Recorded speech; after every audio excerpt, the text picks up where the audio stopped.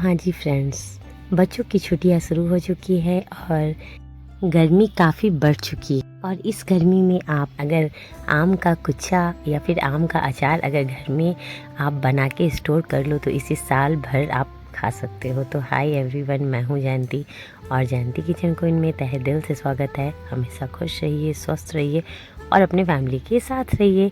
तो आज मैं आपके साथ आम के कुच्चा की रेसिपी शेयर करने जा रही हूँ और इसे बनाना बहुत ही आसान है। फ़िलहाल यहाँ पे हमने हाफ़ केजी आम लिया था।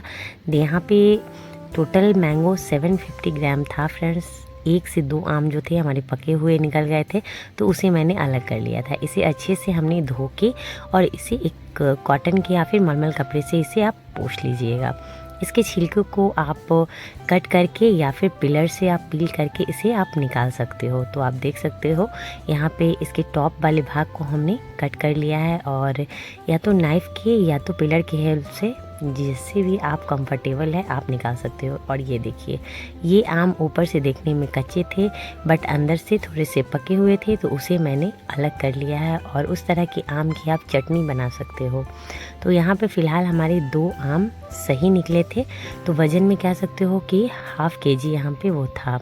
यहाँ पे कद्दूकस से या फिर आप चाहो तो इसे नाइफ़ की हेल्प से आप इसे कट कर सकते हो, बट नाइफ़ की हेल्प से आप बारीक कट कीजिएगा। मुझे कंफर्टेबल था, मैंने इसे कद्दूकस कर लिया और इसमें नमक और हल्दी डाल के इसे अच्छे से मिला के और आप इसे कॉटन के कपड़े में या फिर सूप में इसे अच्छे से आप 1 दिन की धूप दिखा दीजिएगा। और ये देखिए, 1 दिन की धूप इसे मैंने दिखा दिया है। ये बिल्कुल अच्छे से ड्राई हो चुका था। अब यहाँ पे मसाले बनाने के लिए हमने एक पैन लिया है और यहाँ पे हमने 3 टेबलस्पून कोरिएंडर सीड यानी धनिया के जो सीड होते हैं वो हमने यहाँ पे ले लिया है और इसे अच्छे से हमने रोस्ट कर दिया है। फ्लेम को आप लो टू मीडियम रखिएगा। जैसे ही धनिया हमारे अच्छे से रोस्ट हो चुके थे हमने यहाँ पे 3 से 4 हमने सूखी वाली लाल मिर्च हमने इसमें डाल के और इसे भी अच्छे से हमने रोस्ट कर लिया है। यहाँ पे फ्रेंड्स, आप चाहो तो एक जगह रोस्ट कर सकते हो बट हमें ये सही तरीका लगता है इसलिए मैं इसे अलग अलग रोस्ट करती हूँ। और यहाँ पे 2 टेबलस्पून जीरा डाल के इसे भी हमने अच्छे से रोस्ट कर लिया है। क्योंकि हर का टेम्परेचर अलग होता है रोस्ट करने का, तो कोई यहाँ पे फ्रेंड ज़्यादा रोस्ट हो जाएगा या फिर कोई कम रोस्ट होगा, इसलिए मैं इसे अलग अलग करके रोस्ट करती हूँ। यहाँ पे हमने पीली वाली सरसों लिए हैं 2 टेबलस्पून और 1.5 टेबलस्पून हमने यहाँ पे काली वाली सरसों ली है। इसे भी हमने अच्छे से रोस्ट कर लिया है। यहाँ पे दोनों का टेम्परेचर सेम होता है इसलिए मैंने इसे दोनों को एक बार यहाँ पे रोस्ट किया है। यहाँ पे 1 टेबलस्पून जो छोटी वाली टेबलस्पून होती है वो हमने 1 टेबलस्पून यहाँ पे मेथी दाना लिया है और इसे भी हमने अच्छे से रोस्ट कर लिया है और इसे भी हमने उसी बर्तन में रख लिया है। यहाँ पे सौंफ 1 टेबलस्पून लिया है, इसे भी रोस्ट करके हमने अलग कर लेना होता है। तो सौंफ, मंगरैला जिसे कलौंजी कहते हैं और अजवाइन, इसे मैं मिक्सी में नहीं पीसूँगी फ्रेंड्स, इसलिए मैंने इसे अलग प्लेट में रखा है। यहाँ पे 1 टेबलस्पून और हाफ़ टेबलस्पून हमने यहाँ पे अजवाइन लिया है, इसे भी हमने रोस्ट कर लेना होता है। और हाफ़ टेबलस्पून से थोड़ा सा ज़्यादा या फिर हाफ़ टेबलस्पून आप यहाँ पे कलौंजी को रोस्ट करके आप यहाँ पे इसे भी अलग कर लीजिएगा। तो ये 3 जो मसाले होते हैं वो खरे खरे अचार में या फिर कुचा में डाले जाते हैं। तो सारे मसाले हमारे ठंडे हो गए थे तो मैंने एक छोटा वाला मिक्सर जार में इसे लेके और दरदरा इसे पीस लेना होता है। जैसा कि आप देख रहे हो, इस मसाले को फाइन नहीं पीसना होता है फ्रेंड्स, दरदरा पीसना होता है। और ये मसाले जब अचार में या फिर कुचा में जाते हैं तो खाने में बहुत ही टेम्पटिंग और बहुत ही टेस्टी लगते हैं। थोड़ा सा आप हल्दी और नमक उसमें डाल के अगर 1 दिन की धूप दिखा देते हो तो ये अचार आप साल भर तक स्टोर कर सकते हो, इसलिए मैं ये आपको साथ ये तरीका शेयर की थी। यहाँ पे 1 कप हमने सरसों का तेल लिया और हाफ़ टेबलस्पून इसमें हींग डाल के इसे अच्छे से हमने यहाँ पे गर्म कर लिया है।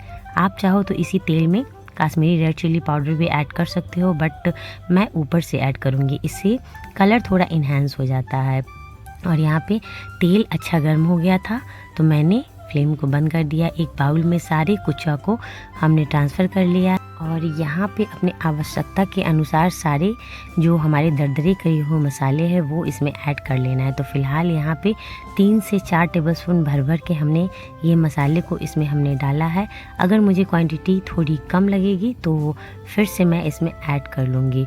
और इसे डाल के अच्छे से हमने मिक्स कर दिया है। और जो हमारे सूखे मसाले थे जो हमने रोस्ट किए थे वो भी सारे इसी में हमने डाल दिया है। और ये खड़े मसाले डालने के बाद फ्रेंड्स टेस्ट कहो तो दुगना हो जाता है हर एक कुचा या फिर अचार का। इसलिए ये तीनों मसाले को आप पीस कर कभी मत डालिएगा। और यहाँ पे थोड़े थोड़े करके हमने हींग वाला जो हमारा ऑयल था वो हमने इसमें डाल दिया है। अचार में मस्टर्ड ऑयल डालना बहुत ज़रूरी होता है, इसलिए मस्टर्ड ऑयल ही आप इसमें डालिएगा, कोई अदर ऑयल इसमें नहीं डाला जाता है फ्रेंड्स। मस्टर्ड ऑयल जो होता है प्रिजर्वेटिव का भी काम करता है, वो आपको स्टोर यानी लंबे समय तक स्टोर करने का वो एक प्रिजर्वेशन का काम करता है। इसलिए इसमें आप मस्टर्ड ऑयल ज़रूर से ऐड कीजिएगा। और धीरे धीरे करके हमने सारे ऑयल को इसमें डाल दिया है। जब मैं इसे कांच की बर्नी में डालूँगी, मुझे ऑयल थोड़ी सी कम लग रही थी तो बाद में मैंने हाफ़ कप ऑयल और गरम करके डाल दिया था। यहाँ पे नमक थोड़ी सी मुझे कम लग रही थी और कश्मीरी रेड चिली पाउडर मैंने ऊपर से ऐड किया है। तो यहाँ पे नमक और मिर्च आप अपने टेस्ट के अकॉर्डिंग डालिएगा। वैसे तो अचार या फिर कुचा में थोड़ा सा नमक और थोड़ी सी मिर्च की जो अमाउंट थोड़ा ज़्यादा इसमें डाली जाती है ताकि आपकी जो कुचा है या फिर अचार थोड़ी सी चटपटी, थोड़ी सी तीखी और चटकारेदार यहाँ बन के तैयार हो जाती है। और ये देखिए हमारा बहुत ही प्यारा सा और बहुत ही झटपट सा बन जाने वाला आम का कुचा कुछ इस तरह से बन के तैयार है। एक बात यहाँ ध्यान देने की ये है फ्रेंड्स कि कोई भी अचार को या फिर कुचा को आप शीशे की बर्नी या फिर शीशे के बर्तन में आप जब रखते हो तो वो लंबे समय तक चलती है। तो यहाँ पे आप जो भी कंटेनर यूज़ कर रहे हो वो बिल्कुल ड्राई होनी चाहिए। और यहाँ पे देखिए सारे कुचा को हमने इसमें डाल लिया है। ऑयल थोड़ी सी मुझे कम लग रही थी तो हाफ़ कप हमने ऑयल इसमें ऊपर से डाल दिया है। और ये देखिए हमारा बहुत ही प्यारा सा, बहुत ही जल्दी से बन जाने वाला आम का कुचा कुछ इस तरह से रेडी है। तो अगर ये रेसिपी अच्छी लगी तो ज़्यादा से ज़्यादा इसे शेयर कीजिएगा और हमारी चैनल को सब्सक्राइब बिल्कुल कर लीजिएगा। तो फ्रेंड्स खाते रहिए, खिलाते रहिए और खुश रहिए। मिलती हूँ एक प्यारी सी रेसिपी के साथ जयंती किचन क्वीन में। तब तक के लिए thanks for watching my channel.